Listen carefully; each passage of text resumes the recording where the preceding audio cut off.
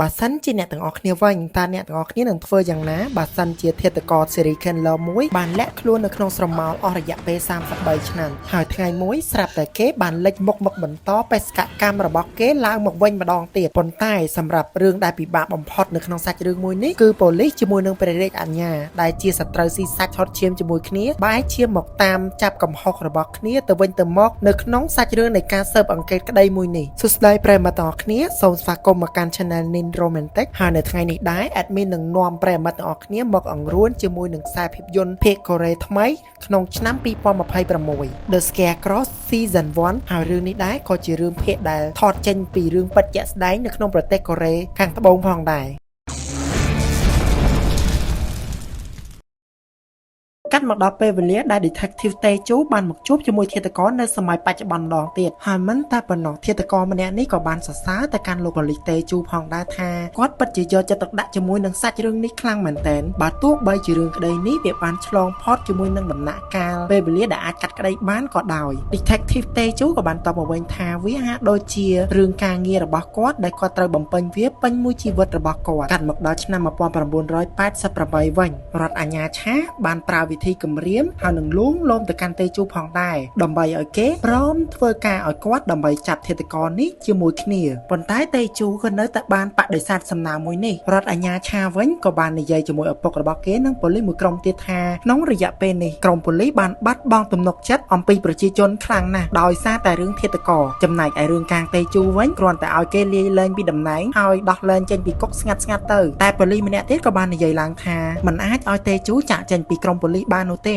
ដោយសារតែតេជូបានស៊ើបអង្កេតរឿងក្តីនេះតាំងពីដើមមកហើយគេថែមទាំងមានគុណសម្បត្តិក្នុងការជួយជីវិតរបស់ប្រជាជនថែមទៀតផងហើយអាជីពជាប៉ូលីសរបស់គេនេះគឺគេធ្វើជាង10ឆ្នាំមកហើយបើសិនជារឿងមួយនេះវាត្រូវបានបញ្ចប់ឡើងដោយងាយៗបែបនេះតើក្រុមប៉ូលីសឯតីទៀតមានកម្លាំងចិត្តឯណាដើម្បីធ្វើការងារនេះបន្តទៀតទៅរដ្ឋអាជ្ញាឆាក៏បានតទៅវិញថាវាគ្មានជំរើសណាចេញផ្សេងក្រៅពីនេះនោះទេចាប់ពីថ្ងៃនេះទៅ Detective កាងនឹងត្រូវបានដោះលែងហើយនឹងរួចផុតពីសំណុំរឿងទាំងអស់របស់គេបន្ទាប់ពីចេញពីមន្ទីរឃុំឃាំងកាងតេជូបានទៅរកប្អូនស្រីរបស់គេនៅឯមន្ទីរពេទ្យហើយក៏បានសួរសុខទុក្ខអំពីមិត្តភ័ក្តិរបស់គេដែលកំពុងតែដេកសន្លប់ផងដែរនៅពេលដែលកាងតេជូបានហៅប្អូនស្រីរបស់គេចេញមកខាងក្រៅហើយសួរនាំអំពីរឿងដែលគេទៅជិះឡានជាមួយនឹងបុរសម្នាក់នោះចំណែកប្អូនស្រីរបស់គេក៏បានរៀបរាប់ប្រាប់ថាសិស្សរបស់នាងគឺត្រូវគ្រោះថ្នាក់ចរាចរណ៍ឡានបុកហើយនាងគឺបានជិះឡានទៅជាមួយបុរសម្នាក់នោះគ្រាន់តែទៅមើលសិស្សរបស់នាងតែប៉ុណ្ណោះនៅពេលដែលរៀបនឹងត្រឡប់មកវិញលោកគ្រូម្នាក់នោះបានទាមទារជូននាងមកផ្ទះហើយនាងក៏បានជិះឡានមកជាមួយគេទៅហើយនៅពេលដែលបុរសម្នាក់នោះនិយាយអាក្រក់ពីម្ដាយរបស់នាងទៅធ្វើឲ្យនាងបំរុងនឹងចុះពីឡានហើយបុរសម្នាក់នោះខឹងក៏ពួកគេបានប្រតែប្រតប់ជាមួយគ្នាទៅឮបែបនេះភ្លាមតេជូក៏បាននិយាយដាក់កំហុសទៅកាន់ម្ដាយរបស់គេដែលបានស្លាប់ទៅហើយប៉ុន្តែក៏នៅតែបន្សល់គេឈ្មោះអាក្រក់ដើម្បីឲ្យកូនពិបាកទៀតឮបែបនេះភ្លាមអូនស្រីរបស់គេក៏បាននិយាយកាន់ជើងទៅម្ដាយរបស់ខ្លួនហើយថែមទាំងឆ្លោះប្រកែកជាមួយនឹងតេជូនៅមន្ទីរពេទ្យនោះថែមទៀតផងហើយនៅពេលដែលតេជូបានបើកឡានចាក់ចេញពីទីនោះគេក៏បានឃើញបរិសម្នាក់កំពុងតែអ៊ូកូនរបស់គេចូលទៅក្នុងមន្ទីរពេទ្យដែលធ្វើឲ្យតេជូនឹងហាក់ស្រមើស្រមៃទៅដល់អតីតកាលដែលគេនៅក្មេងហើយនៅពេលដែលសុនយ៉ងប្អូនស្រីរបស់គេឈឺគេបានអ៊ូប្អូនស្រីរបស់គេបំរុងនឹងទៅពេទ្យប៉ុន្តែក៏ត្រូវបានឃើញម្ដាយរបស់គេដែលកំពុងតែអោបថើបជាមួយនឹងបរិសផ្សេងនៅក្នុងឡានផងដែរតេជូបានមកធ្វើដំណើរជួបជាមួយនឹងរដ្ឋអាជ្ញាម្នាក់ដែលកាន់រឿងក្តីជាមួយគ្នាហើយគេបាននិយាយប្រាប់តេជូថាឆាស៊ីយ៉ងបានប្រឌិតរឿងទម្លាក់កំហុសឲ្យកូនប្រុសរបស់គេដើម្បីយកមកគំរាមទៅកាន់គាត់ដើម្បីឲ្យគាត់នឹងព្រមប្រកល់រឿងក្តីធាតុករមួយនេះទៅកាន់គេផងដែរហើយមកដល់ពេលនេះគាត់មិនមានជំរឿអ្វីផ្សេងក្រៅពីប្រកល់រឿងក្តីនេះទៅឲ្យគេនោះឡើយហើយម្យ៉ាងវិញទៀតគាត់ទើបតែដឹងថាឆាស៊ីយ៉ុងនេះគឺជាមនុស្សដែលគ្រោះថ្នាក់បំផុតហើយបើសិនគាត់គឺជាតេជូវិញគាត់នឹងមិនធ្វើអ្វីដើម្បីប្រឆាំងជាមួយនឹងឆាស៊ូយ៉ុងនោះឡើយរីឯតេជូវិញក៏បាននិយាយតបមកវិញថាកុំបារម្ភពីគេអីគេប្រកាសជាមានវិធីរបស់គេហើយលុះយប់ឡើងខ្ចុងហោជាមួយនឹងរដ្ឋអាជ្ញាឆាបានដើរចូលទៅកន្លែងផឹកស៊ីមួយកន្លែងហើយចំណែកឯតេជូវិញក៏បានជួលបុគ្គលិកនៅកន្លែងផឹកស៊ីមួយនេះដើម្បីយកប្រដាប់ថតសំឡេងទៅស៊ើបការអំពីពួកគេទាំងពីរនាក់ខ្ចុងហោបានសួរទៅកាន់រដ្ឋអាជ្ញាឆាអំពីរឿងក្តីរបស់កាងតេជូតើវាអាចជាប់គុកដែរឬទេហើយគេថែមទាំងទទួលដំណឹងថាប្អូនស្រីរបស់កាងតេជូបានដាក់ពាក្យបណ្ដឹងដើម្បីប្រឆាំងជាមួយនឹងគេថែមទៀតផងចំណែកឯរដ្ឋអាជ្ញាឆាវិញក៏បានឲ្យយោបល់ដើម្បីកិច្ចផុតពីរឿងមួយនេះថាឲ្យខ្ចុងហោនឹងប្រឌិតរឿងឡើងមកថាឲ្យកាងសុនយ៉ុងនឹងគឺជាស្រីកំណានរបស់គេហើយសុនយ៉ុងបានបង្ខ ខំឲ្យខ្ជុងហូនឹងលែងលះជាមួយនឹងប្រពន្ធរបស់គេទៅបានជារឿងមួយនេះបានកើតឡើងទៅដូច្នេះត្បិតតែវិធីមួយនេះល្អមែនទែនប៉ុន្តែខ្ជុងហូគេក៏បារម្ភអំពីប្រពន្ធរបស់គេថាអាចនឹងសម្លាប់គេផងដែរបើសិនជាដឹងរឿងមួយនេះរីឯម្ដាយរបស់ជីបំវិញគាត់បានមកពិនិត្យសុខភាពជាធម្មតារបស់គាត់ប៉ុន្តែក៏បានលើសំឡេងឆ្លោះគ្នាកើតឡើងនៅទីនោះហើយគាត់ក៏បានដើរសម្ដៅទៅមើលស្រាប់តែឃើញប្រពន្ធរបស់ខ្ជុងហូនឹងកំពុងតែវាយតប់ជាមួយនឹងសុនយ៉ុងដោយចោទថាសុនយ៉ុងនឹងគឺជាស្រីកំណានរបស់ប្តីរបស់នាងហើយទស្សនភាពទាំងអស់នេះទៅបានជាម្ដាយរបស់ជីបំនឹងមើលឃើញពេញតែម្ដងនៅពេលដែលឃើញបែបនេះភ្លាមសុនយ៉ុងក៏បានរត់ទៅអង្វរម្ដាយរបស់ជីបំថារឿងទាំងអស់នេះគឺវាមិនពិតដូចដែលគាត់ឃើញនោះទេចំណែកម្ដាយរបស់ជីបំវិញគាត់មិនព្រមជឿទៅលើរឿងនេះនោះឡើយហើយម្ដាយរបស់សុនយ៉ុងឯនេះវិញក៏មានកេរ្តិ៍ឈ្មោះមិនល្អផងដែរទៅបានជាគាត់នឹងមិនចង់បានសុនយ៉ុងគឺជាកូនប្រសាររបស់គាត់ទៅថ្ងៃមុខនោះឡើយថែមទាំងប្រាប់ឲ្យសុនយ៉ុងនឹងបញ្ឈប់ទំនាក់ទំនងជាមួយនឹងជីបងថែមទៀតផងចំណែកឯខ្ជុងហូវិញបន្ទាប់ពីដើរចេញពីកន្លែងផឹកស៊ីគេបានឲ្យលុយធីបទៅកាន់អ្នកដែលបម្រើការនៅទីនោះជាច្រើនផងដែរធ្វើដូចជាគេនឹងគឺជាអ្នកមានលុយមានអំណាចដែលប្រឹងអួតបំប៉ោងទៅឲ្យគេឃើញផងដែរនៅខណៈពេលនោះម្ចាស់ហាងដែលជាលោកផាកនឹងក៏បានដើរចូលមកដងហើយបានដើរនិយាយរាក់ទាក់ជាមួយគ្នានៅពេលដែលខ្ជុងហូនឹងបានទៅផុតលោកផាកបានទៅនិយាយជាមួយនឹងរដ្ឋអាជ្ញាឆាថាតើគេត្រូវយកចិត្តទៅកាន់ខ្ជុងហូនឹងដល់ពេលណាទៀតទៅដោយខ្ជុងហូគឺតែងតែចូលមកក្នុងហាងរបស់គាត់បង្កភាពរញ៉េរញ៉ៃហើយពេលខ្លះគឺផឹកស៊ីមិនឲ្យប្រាក់ថែមទៀតផងរដ្ឋអាជ្ញាឆាបានខ្ជាក់ស្រាចេញពីមាត់របស់គាត់ហើយប្រាប់ថាស្រាមួយនេះគឺរុកជាតិពិបាកលេបខ្លាំងណាស់ចំណែកឯលោកផាកវិញក៏បានទៅព្យាយាមរកស្រាផ្សេងទៅឲ្យរដ្ឋអាជ្ញាឆានៅពេលដែលរដ្ឋអាជ្ញាឆាបានអោនទៅជូតស្បែកជើងរបស់គាត់ក៏បានឃើញប្រដាប់សរុបសម្លេងមួយនៅក្រោមតុនៅពេលដែលលោកផាកបានដើរចូលមកដល់ភ្លាមរដ្ឋអាជ្ញាឆាបានយកកែវស្រាគប់ចំកណ្ដាលមុខរបស់លោកផាកហើយបានបង្ហាញប្រដាប់សរុបសម្លេងមួយនោះទៅកាន់លោកផាកផងដែរទៅបានជាលោកផាកនឹងបានឆ្លើយបដិសេធថាគាត់គឺមិនដឹងរឿងនេះនោះទេលោកផាកបានលិតជង្គង់ដើម្បីសុំអង្វរទៅកាន់រដ្ឋអាជ្ញាឆាហើយរដ្ឋអាជ្ញាឆាក៏បានផ្ដល់ឱកាសមួយទៅឲ្យគាត់ដើម្បីស្វែងរកភស្តុតាងចំណែកឯជីវ៉ុនដែលស្ថិតនៅក្នុងមន្ទីរពេទ្យឯនេះវិញបន្ទាប់ពីដឹងខ្លួនភ្លាមនាងក៏បានសួរទៅកាន់អ៊ុនហុយថាតើមានឃើញកាមេរ៉ារបស់នាងដែរឬទេដែលកាមេរ៉ាមួយនោះហើយដែលនាងបានថតជាប់មុខធាតុករផងដែរលើបែបនេះភ្លាមអ៊ុនហុយជាមួយនឹងអ្នកអតីតទៀតក៏បានដើរចូលទៅក្នុងចំការពោតដែលជាកន្លែងកើតហេតុហើយបានស្វែងរកកាមេរ៉ាមួយនោះនៅថ្ងៃបន្ទាប់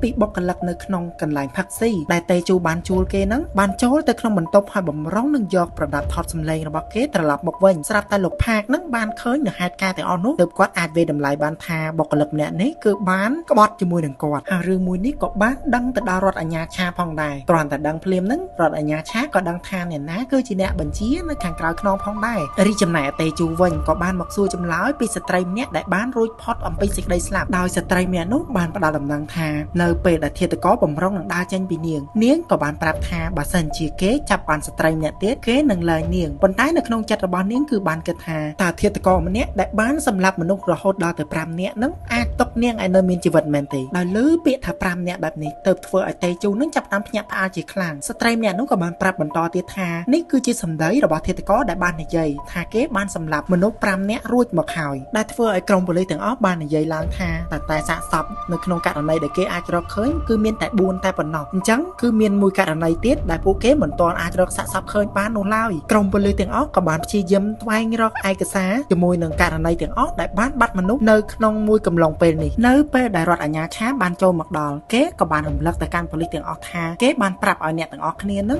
ដកកាងតេជូចេញពីការស៊ើបអង្កេតទាំងអស់តើពួកគេຕົកសម្ដីរដ្ឋអាជ្ញាឆានឹងគឺជារឿងកំប្លែងមែនទេកាងតេជូក៏បានតបទៅវិញថាឥឡូវនេះគេអាចរកឃើញករណីមួយទៀតដែលធាតុករបានសម្លាប់មនុស្សទាំងអស់គឺ5ករណីប៉ុន្តែរដ្ឋអាជ្ញាឆាបែរជាមិនជឿទៅកាន់រឿងនេះហើយបានចោទទៅកាន់តេជូថាគេមិនចង់ចេញពីក្តីមួយនេះទៅបានជារកហេតុផលបែបនេះឡើងមកបើទោះបីជាតេជូនឹងខំប្រឹងលើកហេតុផលឡើងថាគេបានសម្ដីមួយនេះពីជនរងគ្រោះដែលបានលើពីធាតុករមកហើយបើសិនជារឿងនេះមិនពិតគេនឹងទទួលខុសត្រូវដោយការដើរចេញពីប៉ុស្តិ៍ប៉ូលីសនេះដោយខ្លួនឯងចំណែកឯឆាសូយ៉ុងវិញគេក៏បាននិយាយថាគេអាចនឹងជួយតេជូដើម្បីឲ្យខ្ជុងហូនឹងដកពាក្យបណ្ដឹងវិញហើយគេអាចនឹងរក្សាតំណែងរបស់គេនៅដដែលសូមឲ្យតេជូនឹងបានសុំទោសទៅកាន់គេមួយម៉ាត់ទៅប៉ុន្តែតេជូគឺនៅតែមិនព្រមសុំទោសនោះឡើយទៅធ្វើឲ្យអ្នកទាំងអស់គ្នានៅទីនោះចាប់ផ្ដើមខកចិត្តជាមួយនឹងតេជូយ៉ាងខ្លាំងដោយតេជូបានសុំឱកាសដើម្បីស្វែងរកករណីមួយទៀតដែលបានបាត់ទៅដែលពួកគេមិនទាន់បានរកឃើញហើយនៅពេលដែលបញ្ចប់រឿងមួយនេះគេនឹងដាក់ពាក្យដើម្បីលាឈប់ដោយខ្លួន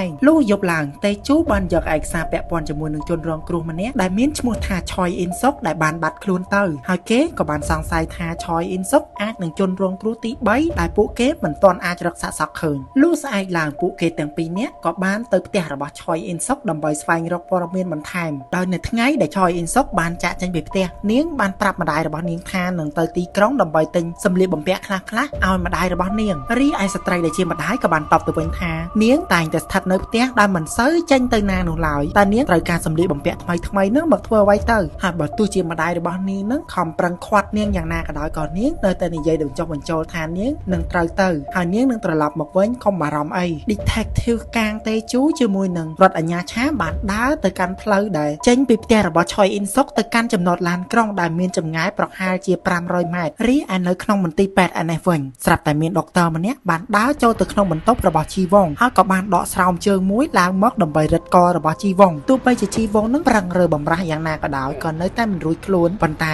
នោះគឺជាសំណាងល្អខ្លាំងមែនទែនដោយវាគ្រាន់តែជាការយល់សប្តិនិងស្រមើស្រមៃរបស់ជីវងតែប៉ុណ្ណោះនៅខណៈពេលដែលនាងភ្ញាក់ពីដំណេកភ្លាមស្រាប់តែទ្វារនៅក្នុងបន្ទប់របស់នាងនឹងត្រូវបានគោះដោយមនុស្សម្នាក់នៅពេលដែលជីវងបានដើរតម្រង់ទៅកាន់ទ្វារដោយយកដៃវែងមួយសម្រាប់តុបការពារខ្លួនប៉ុន្តែនៅពេលដែលនាងបើកទ្វារហើយអ្នកដែលចូលមកនោះគឺជា In Hoi ឯនេះវិញទៅធ្វើឲ្យនាងនឹងចាប់ផ្ដើមធូរទ្រូងយ៉ាងខ្លាំងដោយ In Hoi បានយកកាសែតថតសម្លេងមួយដែលមានអ្នកផ្ញើមកកាន់ជីវងនឹងមកឲ្យនាងផងដែរលុះថ្ងៃស្អែកឡើងឆាស៊ីយ៉ុងជាមួយនឹង Detective កាងបានជិះឡានជាមួយគ្នាដើម្បីទៅស៊ើបក្តីរីឯព័ត៌មានក៏បានចុះផ្សាយអំពីមិត្តភាពដ៏មុតស្រួចរបស់ពួកគេនៅលើទំព័រមុខផងដែរទៅធ្វើឲ្យកាងតេជូបានឃើញព័ត៌មាននេះហើយទើបចាប់ផ្ដើមក្តៅក្រហាយជាខ្លាំងនៅពេលដែលអ្នកទាំងពីរបានជិះឡានមកដល់ចំណុចមួយស្រាប់តែមានអ្នកសារព័ត៌មានជាច្រើនបានឈប់ស្ទាក់សួរនៅចំណុចនេះផងដែរប៉ុន្តែមួយរំពេចនោះផងដែរខ្ជុងហោក៏បានចុះពីលើឡានជាមួយនឹងក្រុមគ្រួសាររបស់គេហើយសម្ដែងធ្វើជាជនរងគ្រោះដែលត្រូវបាន Detective កានឹង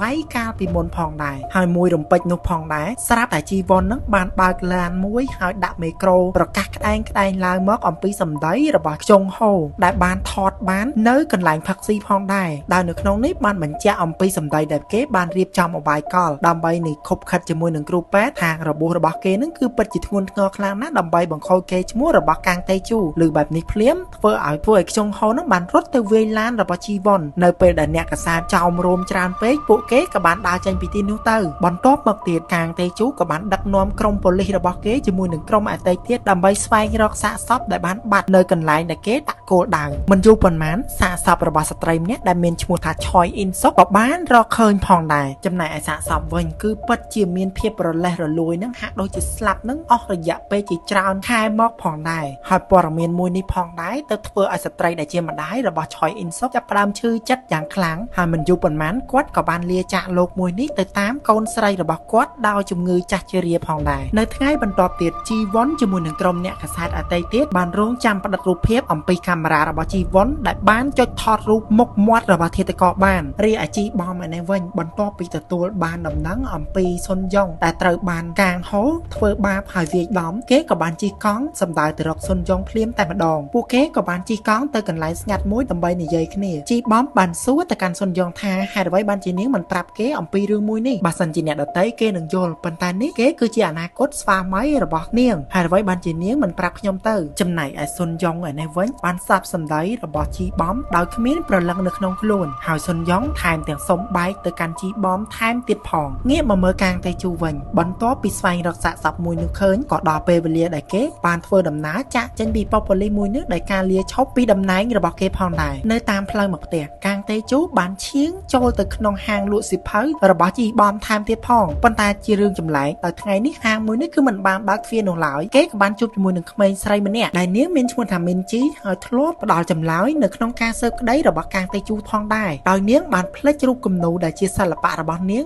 នៅក្នុងហាងមួយនេះមីនជីបានសួរទៅកាន់ Detective កាងថាហេតុអ្វីមិនទៅស៊ើបក្តីទៅហេតុអ្វីបានជាថ្ងៃនេះគេមកទីនេះវិញកាងតេជូក៏បានតបមកវិញថាគេបានលាឈប់អំពីមុខតំណែងជាប៉ូលីសនឹងរួចមកហើយថែមទាំងនិយាយប្រាប់នាងថាចូលឲ្យនាងនឹងត្រឡប់ទៅកាន់ផ្ទះវិញកុំឲ្យមេឃងងឹតខ្លាំងពេកហើយបើសិនជាឃើញទីម៉ោងឬក៏អ្វីផ្សេងទៀតនាងប្រញាប់រត់គេចចេញឲ្យឆ្ងាយពីវាទៅរីឯជីវ័នជាមួយនឹងអ្នកកាសែតអតីតទៀតកំពុងតែពិនិត្យមើលរូបដែលគេបានផ្ដិតចេញមកដោយរូបធាតុករមួយនោះគឺបានយកកន្សែងសមួយដើម្បីបាំងមុខរបស់គេប៉ុន្តែកន្សែងសមួយនោះក៏មានប៉ាក់រូបមួយផងដែរដែលវាក៏អាចជាតម្រុយមួយដែលអាចស្វែងរកធាតុករបន្តទៀតផងដែរលុះយប់ឡើងមីនជីក៏បានត្រឡប់មកហាងលក់សៀវភៅមួយនេះម្ដងទៀតហើយស្វែងរកគំ នូរបស់នាងជីបំបានយកគំនូមួយនេះទៅឲ្យមីនជីបន្ទាប់ពីទទួលបានរូបគំនូហើយមីនជីក៏បានប្រញាប់ប្រញាល់ចាក់ចេញពីទីនោះហើយដើរសម្ដៅទៅរកកំណត់ឡានក្រុងដើម្បីធ្វើដំណើរទៅផ្ទះដោយមីនជីចេញទៅមិនទាន់បានប៉ុន្មានផងភ្លៀងក៏បានធ្លាក់មកមីនជីបានរត់កាត់ភ្លៀងនៅលើផ្លូវដ៏សែនស្ងាត់មួយនៅពេលដែលនាងបានក្រឡេកទៅកាន់ឃើញទីងមងភ្លាមនាងក៏បាននឹកឃើញពីសម្ដីរបស់ detective កាងតេជូហើយបានរត់គេចពីទីងមងនោះទៅដល់កន្លែងផ្លូវដ៏សែនស្ងាត់មួយទៀតដោយភាពភ័យខ្លាចខ្លាំងពេកមីនជីបានបោះបង់អីវ៉ាន់របស់នាងចោលស្ទើរតែទាំងអស់ហើយបានស្រវាទៅក្នុងកាបូបដើម្បីយកកាំបិតមួយចេញពីក្នុងកាបូបនៅខណៈពេលដែលមីនជីបានរត់ចេញពីផ្លូវដ៏ងងឹតមួយនោះនាងបានគិតថាប្រហែលជានាងផុតពីគ្រោះថ្នាក់ទៅហើយស្រាប់តែនៅពេលដែលនាងកំពុងតែឈរឃាតករបានលួចវាយមីនជីពីក្រោយខ្នងធ្វើឲ្យនាងដួលសន្លប់នៅទីនោះផងដែរលុះព្រឹកព្រលឹមថ្ងៃស្អែកឡើងកាងតេជូកំពុងតែគេងលក់យ៉ាងស្កប់ស្កល់ផងដែរស្រាប់តែគេបានលើកទូរស័ព្ទមួយអំពីយ៉ុងដូដោយប្រាប់ថាមានករណីឃាតកម្មមួយទៀតបានកើតឡើងកាលពីយប់មិញកាងតេជូបានឆ្លើយទៅកាន់យ៉ុងដូវិញថាតែឯងផ្លេចហើយមែនទេខ្ញុំមិនមែនជាប៉ូលីសទៀតនោះទេបំរុងនឹងដាក់ទូរស័ព្ទចុះយ៉ុងដូក៏បានប្រាប់ទៅកាន់កាងតេជូថាជនរងគ្រោះគឺជាមីនជីនៅពេលដែលទទួលដំណឹងបានភ្លាមកាងតេជូក៏បានរត់ទៅកន្លែងកើតហេតុវិញភ្លាមទោះបីជាមានការខាត់ខាំងអំពីប៉ូលីសដទៃទៀតកុំឲ្យគេចូលទៅផងដែរដោយសារភាពសាកសពរបស់មីនជីនឹងគឺដូចជាសាកសពដទៃទៀតផងដែរគឺឃាតករបានប្រើប្រាស់ស្រោមជើងនិងខោអាវក្នុងរបស់ជនរងគ្រោះធ្វើជាអាវុធដើម្បីផ្ដាច់ជីវិតដោយរន្ធត់ចិត្តជាមួយនឹងរឿងបែបនោះខ្លាំងពេកកាងតេជូក៏បានដួលសន្លប់នៅក្បែរនោះផងដែរហើយសាច់រឿងនៅភាគទី3របស់យើងក៏បានស្លេតតែត្រឹមនេះឯងប្រិយមិត្តទាំងអស់គ្នាសូមរងចាំទស្សនាជាមួយនឹងភាគ4 admin អរគុណច្រើនហើយក៏សូមជម្រាបលាប្រិយមិត្តទាំងអស់គ្នាតែត្រឹមនេះផងដែរ